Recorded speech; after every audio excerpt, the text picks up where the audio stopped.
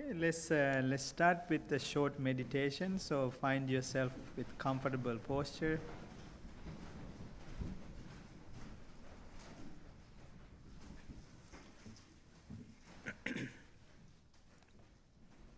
At any times, if you feel like you have to move to get more relaxed, please do it so because the meditation is not a punishment. So just take a few deep, long breaths. Breathe in through your nose and breathe out through your mouth to relax your body and relax your mind. And gently close your eyes if you like. And listen to the sound of this singing bowl and let yourself relax further.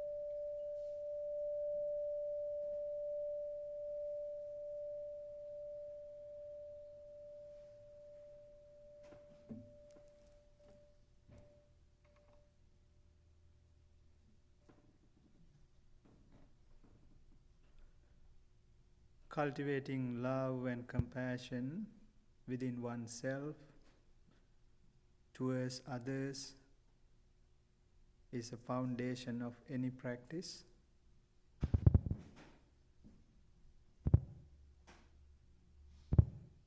Just imagine your body, your heart, your lungs, your eyes, your ears. They all function for you to live, for you to enjoy, for you to feel sensations. In this journey of life, this is our vessels to travel this journey. Be kind, be loving to yourself. Will help us to take care of these vessels, to go in this journey in a loving and kind ways. Think to yourself, may I be well, may I be happy, may I be peaceful, may I be well, may I be happy, may I be peaceful,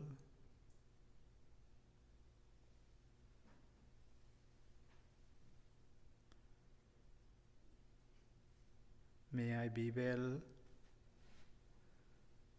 may I be happy, may I be peaceful.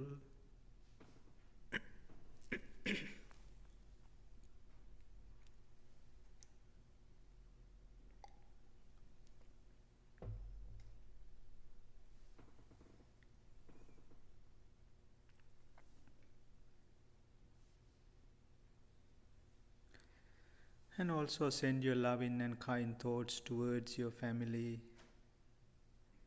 Think about them individually if you like. Your parents, your grandparents, brothers, sisters, children, husband, wife, partners, grandchildren, great-grandchildren.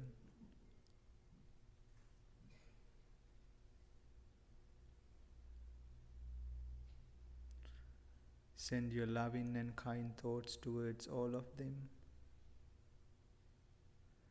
thinking thus, may all my family members be well, be happy, be peaceful. May all my family members be well, happy, be peaceful,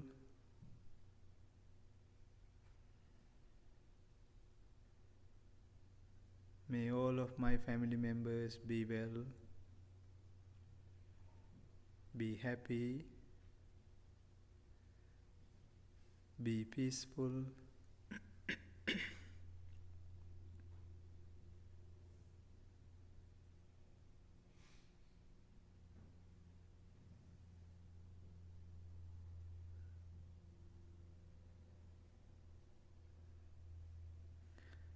and send your loving and kind thoughts towards all living beings, human beings, non-human beings,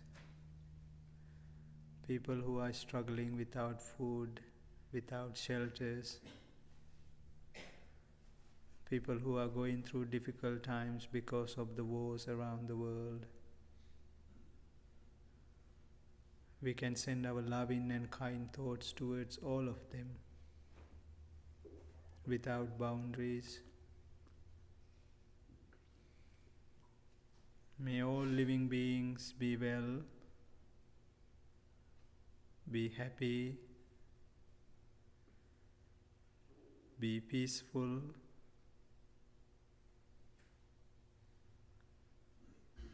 may all living beings be well, be happy, be peaceful,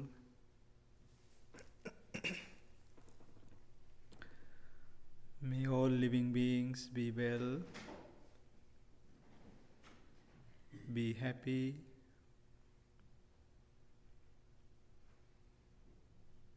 be peaceful,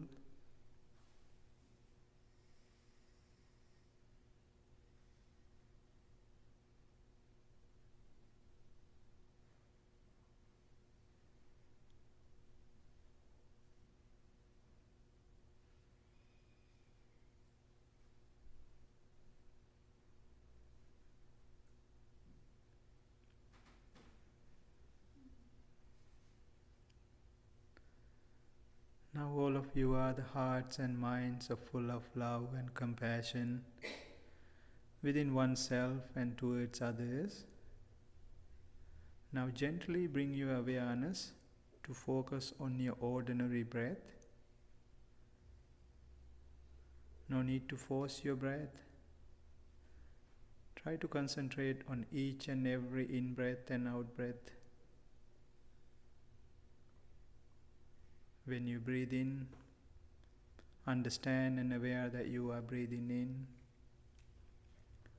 When you breathe out, understand and aware that you are breathing out. And try to keep your concentration on your breath.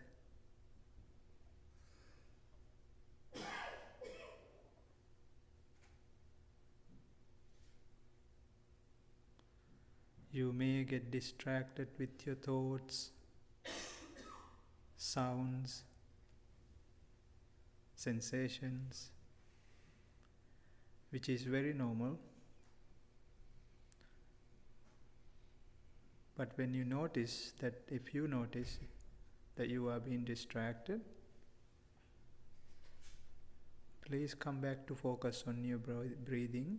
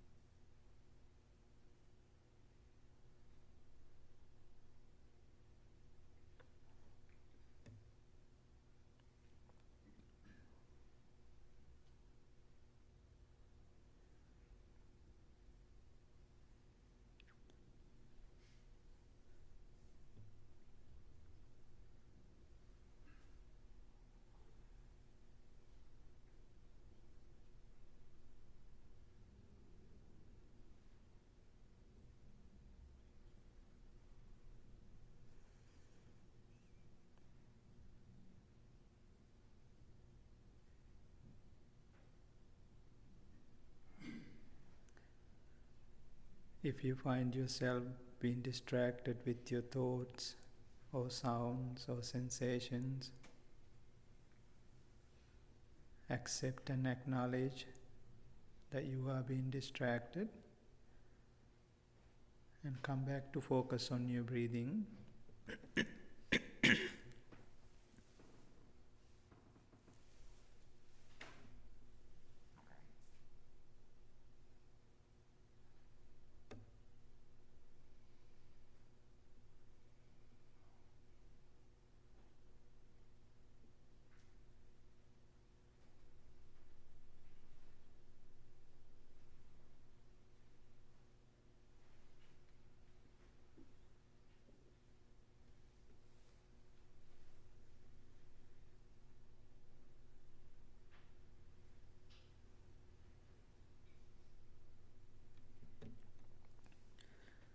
Now please bring your palms together in front of your heart. This meaning Namaste, or respecting ourselves and respecting others, and the deeper spiritual meanings, looking inward, surrendering our ego, and with all the love and compassion that you cultivated in your mind, if you want to send your loving, kind thoughts towards your family, friends, or someone that you are thinking of, please send your loving and kind thoughts towards them.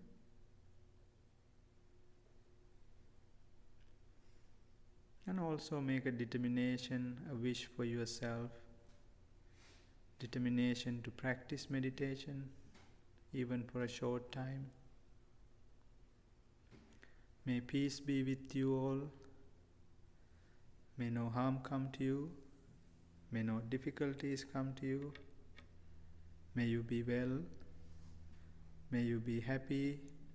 May you be peaceful.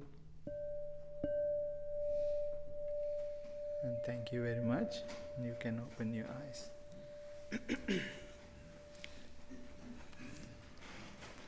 Okay, good morning again. My name is Bhante Rahula. I'm from Sri Lanka. I've been a Buddhist monk for 35 years. I'm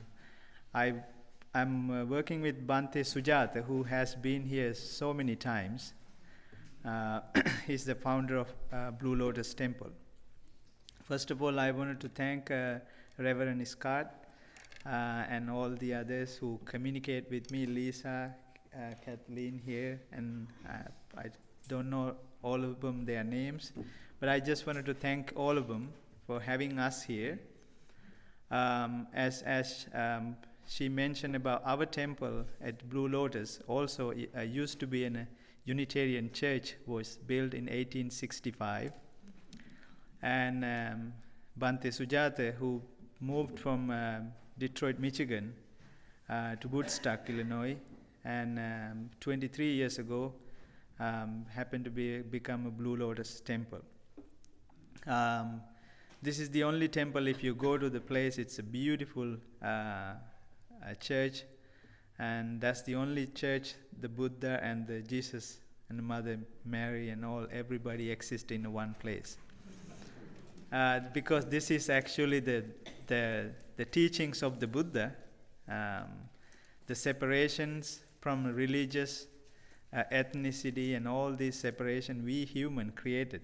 And every teachings has a loving, a kindness, and respect others, and it equal to all the teachings. So Buddhist teachings are no different. And Bante Sujata's mission was of loving kindness for everybody, without any boundaries. So we are very connected to a UU church and very thankful because our temple exists now today because of Unitarian church that was there. So I'm going to talk a little bit about the meditation and some of the qualities that we can cultivate in order to benefit us. 2,600 years ago, he was a prince next to become a king called Siddhartha. And he left his palace. And he left his wife and his newborn child named Rahula, which is the same name I have. I thought that was cool name to have. Because when you become a monk, you usually give up your name. Your name you're born with, your last name you give up, you kind of reborn. And I had an opportunity to choose a name, a Buddhist name. I chose Rahula. Nobody can forget it. So, and then 6 years, he did a research about himself. At the beginning, he started with 5 friends, and then tried to work it out, but eventually he found out this is not something that I can work with others, I have to find within myself. So, he focused his whole attention to inner world. And that we call Buddha, or the one who understood everything. And that's how that I am here today, because of that journey of 2,600 years ago. That from other side of the world I am here, that's sharing this with you. And I'm so grateful to having this opportunity to share with me on the long way of my life to being here. There are so many people who helped me. My parents who passed away, and my teacher who passed away, who ordained me a year ago, and of course Bante Sujata, who guide us here, not only Blue Lotus here, throughout the countries. I think he had an idea to have like a chain temples, like a chain restaurants, but I think he stopped from 5 of them now. So because of all these people in my life that I'm here, so I'm so grateful, because even though at times we feel like we are individuals, we are not individuals, because we are growing up with the help of so many other people in our lives. So when it comes to the mindfulness, we all talked about living in the present moment. What is the living in the present moment?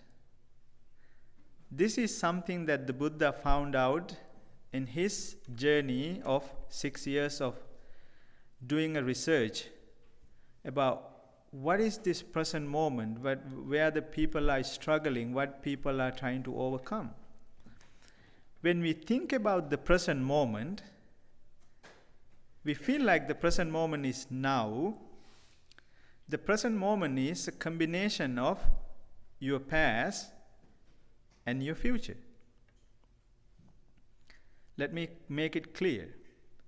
Because oftentimes, people struggle with the past. People have regrets about the past, or people have something that they experience that they don't have enough of it, they want it that so badly, again and again, that they don't have it. But that feelings are in this moment. And we have uncertainty about our future, we have plans about the future. That uncertainty exists in this moment. This present moment is a combination of past and the future. They both exist in this moment. So Buddha understood this. And his findings that he found out, being mindful, be understanding of this moment that exists, this present moment of past and future. If you be mindful in this moment, this present moment, this moment that you take your breath and release your breath, this present moment, we don't have no troubles. Because oftentimes, the worries of the future happen now. We worry about the future right now, not in the future, because you never know we are going to be in the future. And we are regretting about the past or worrying about not having enough of those things in the past. That past is already gone, but that past exists with you right now. But when you cultivate mindfulness, we can understand this concept, and in this moment, we can let go of that, and then we can be happy. And every moment like that we can find the moment, each and every moment, and each and every moment we are being mindful, and we can find the happiness and contentment. And this is the finding. And when it comes to the meditation, Buddha mentioned the best meditation to do is concentrating on your breathing. The breathing is your life. You can live without food, 24 days. You can live without water 7 days, but you can't live without breathing. A couple of breaths, if you stop breathing, you will be dead. So the breathing is so important. And also, your breathing is connect with your emotions.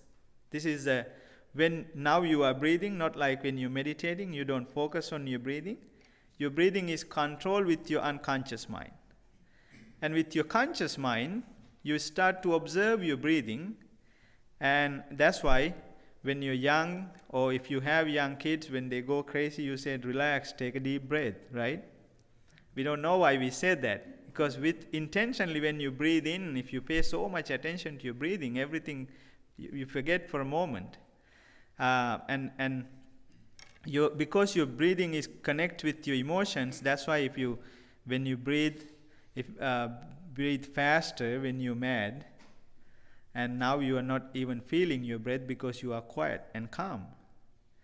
And understanding your breathing, that literally can understanding how you're feeling in that moment. That's why in meditation we said, just scan your breathing throughout the day, and then you can feel how you're feeling. So in order to understand these things, there are few things that we can practice. The most important thing is acceptance. We have a difficulty of accepting, and the other thing, the most important thing is forgiveness or letting go. Because oftentimes we have a difficulty of accepting, because we have these perceptions that we created in our own head. This is how everything should be. Everything should happen the way it is. Don't you like when you go into your car, everybody like the way you drive? Will you like to drive, right? For them to drive, not to cut you off.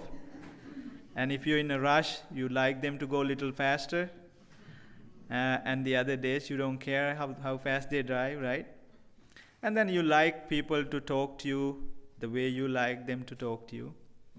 And then you like when you go to the grocery store, they greet you where you like it. Some days you don't want them to say nothing because you're not in a good mood to talk that day.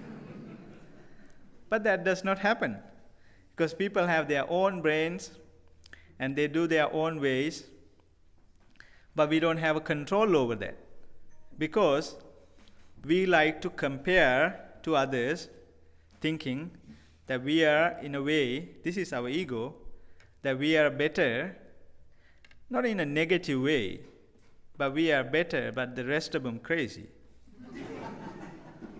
But somehow, even we like it or not, everybody have little craziness in us. So, but when you compare to somebody, we don't see that. So I was in the parking lot few months ago, and I can hear this, when you lock your car, you can hear the sound of beep, but it's going so many times, maybe like 6-7 times. Now I start counting it going like 6-7 times. And then I look around to see who's doing this. And I saw a gentleman who's doing this, and then he hold on to his car doorknob, and now he's pulling. So I start counting. So he's pulling like 5, 6, 7, 10 times. I thought this man is crazy because I only do 4 times.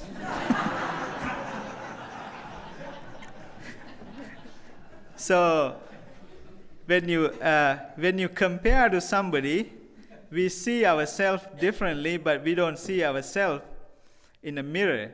But the meditation is seeing ourselves in a mirror. Because oftentimes, what we are struggling with, more than anything, what arises in our mind. The thoughts is the most important, the powerful things.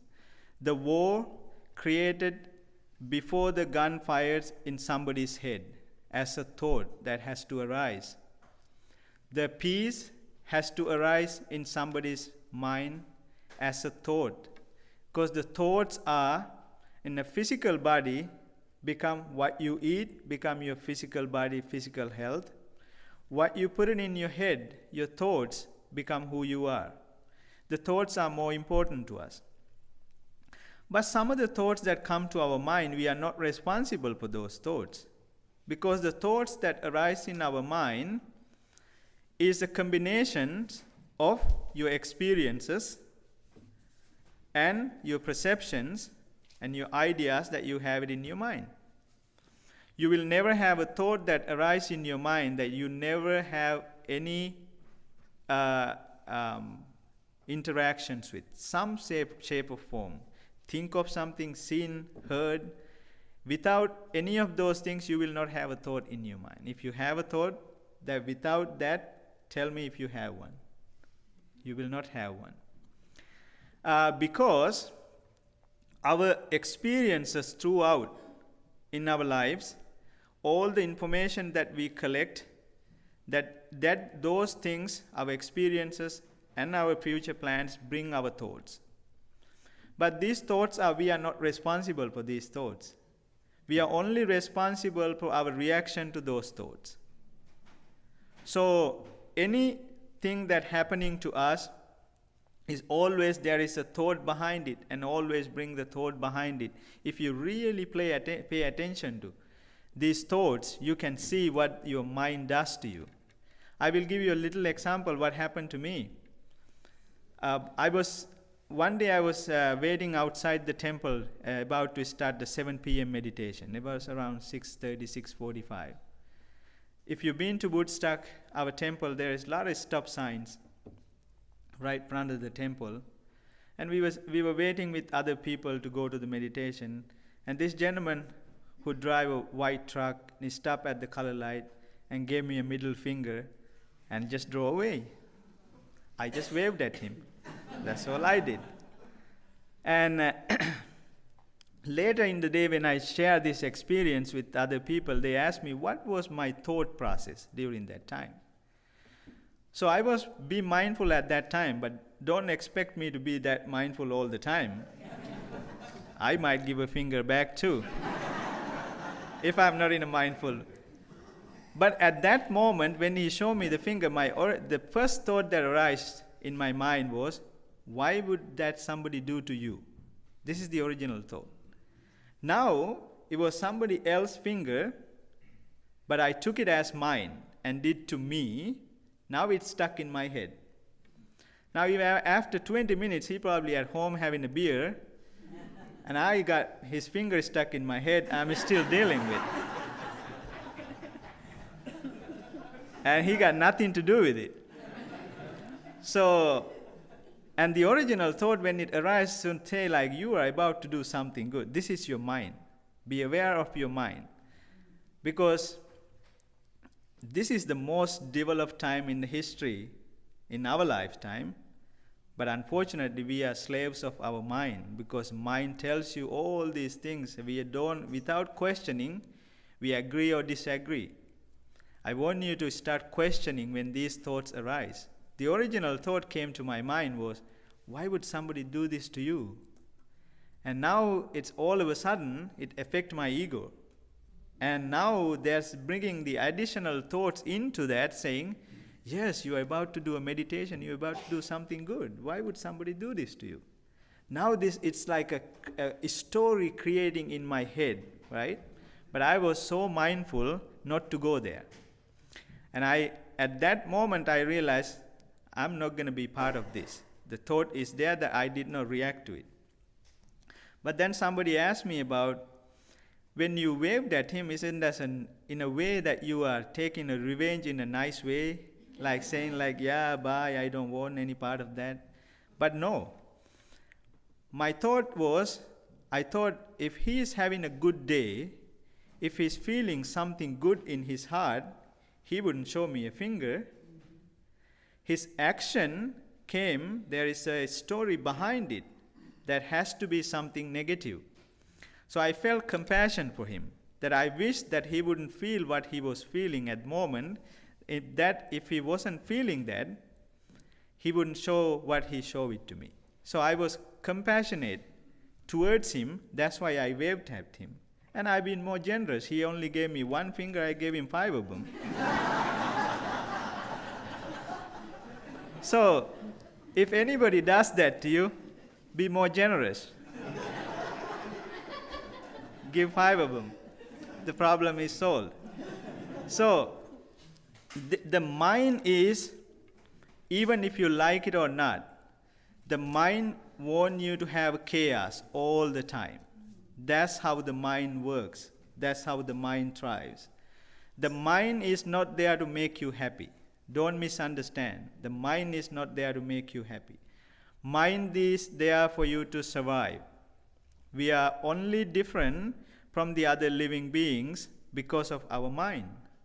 Because if you think about the other living beings, we are not the fastest, we are not the strongest, we are definitely not the cutest. Right? If you see a sea otter or something, the sea otter is much cuter than us. But we are different because of our brain, because of our mind. Their brain is hardwired, ours is not. So we are capable of changing our brain, the structure of it, what in the neuroscience, what you call neuroplasticity, that when we continuously do something, continuously give the same message over and over, practice over and over, we are able to switch, we are able to change the way we think, way we react. So in order to do that, if you're 30, 40, 50, 60 years old, our mind is conditioned to react to certain ways so long, and that pathway is already created. But if you want to change that pathways, we have to over and over and over create our own pathways of this is what I want to do, this is how I wanted to create my own reaction, my own habits. When you keep doing that, that will become who you are. So in order to do that, practicing of awareness within ourselves is most important. Because with our 5 senses, your eyes, your ears, your mind, your bodily sensation, and your tongue, the taste, we always non-stop keep receiving data, information. This data that we are receiving is unfiltered. But it comes to one place, it's right here. This is like your motherboard. And this is where all the decision making happening. When we are not mindful, without questioning, and we blindly react to things, the decisions are made for us with all the information that provided before to our mind and our brain, these decisions already making. But with mindfulness, what we do, we have a little pause of time to think before we react. That's what the patience that we are cultivating with mindfulness. There is a mechanically changing on our brain when you meditate for a long period of time. And then the way our thinking, that also change. Accepting that there are things that is unchangeable. We are getting old, we subject to get sick, we all subject to die at one point. But we all have our own wish, right? You would like to get married, have kids or whatever, have a house, have grandkids, see great-grandkids, pay all the debts. And we have our own wish of plans to live until 140 or 160, I don't know, however you have planned. But we have our own ways to do things, but it doesn't go accordingly. We never know what is going to happen when we get out of this door. So accepting see the world as it is, and then whenever that we learn to how to accept and let go. That's the other part, is the people to difficulty of letting go. That's the most difficult thing for people have. Forgiving others, that is in the past, that have interaction with us, past experiences that we are. I had a gentleman who came to temple yesterday, had his mother passed away. He had so much of regrets that he's hold on to. But he'd been practicing meditation and tried to figure out. And when he told me all his story, what I saw was he compared himself now with all the understanding he has now to 10 years back, that he did not have the same understanding that he has right now. He asked that past self, 10 years back, to make decisions, is already in past. He did not have the same understanding he's having now, and he's asking that self to make the decisions 10 years back, which is not going to happen. But if you accept that concept, hey, I don't have the same understanding I have now. I made those decisions based on the understanding that I had at that moment. When you understand, the moment that you accept that feelings, that thoughts that in your mind goes away. But the nature of the mind, this is like how you take a plastic ball, put it under the water, and soon after you take your hand, it's going to come up. Because your mind never forget, and it will keep bringing up. This is what the mindfulness is. Every and each time when this keep bringing up, we have to bring our practice back also to the surface and counterattack that thoughts that arise in your mind. Yes, I know you are there, but this is how I think, and you counterattack that. So we have a difficulty of forgiving people because sometimes we hold on to the people, but it's easier when you learn to forgive the experiences rather than the people.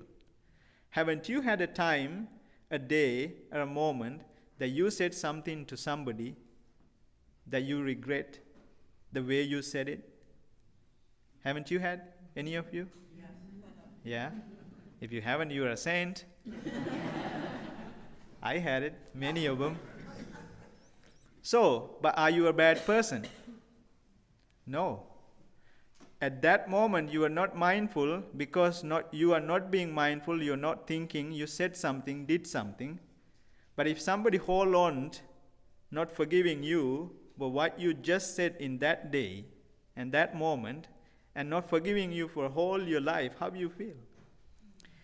If you think, that's why it is so important is always try to think from the others, go to others' shoes and thinking on how they think and how I think.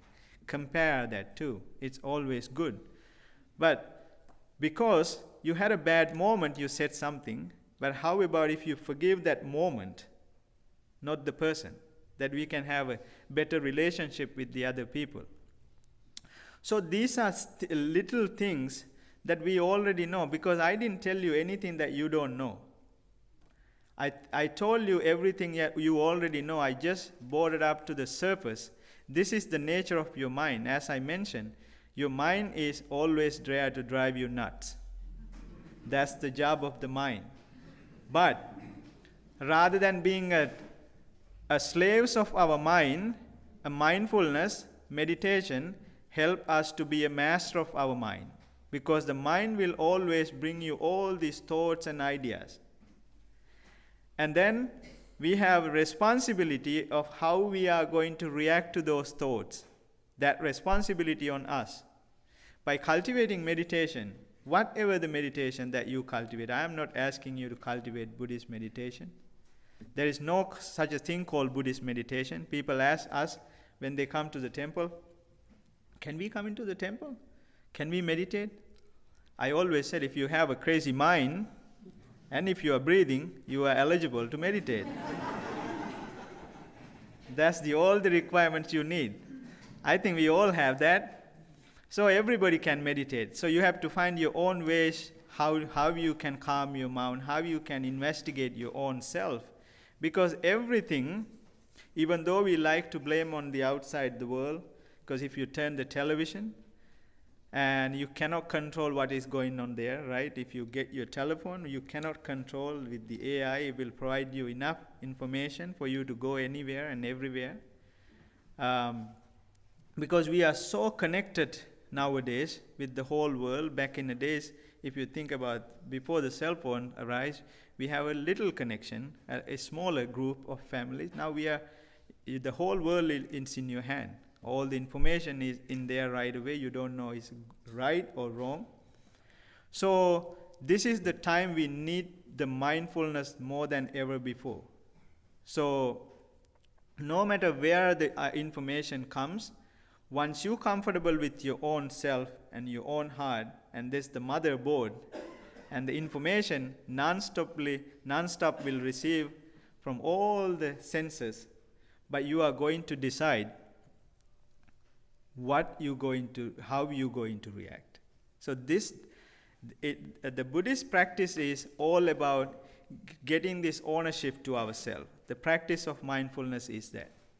So try to cultivate acceptance, try to cultivate forgiveness, try to cultivate let go, because all these are, in this journey of life, is like a heavy backpack that we are hold on to.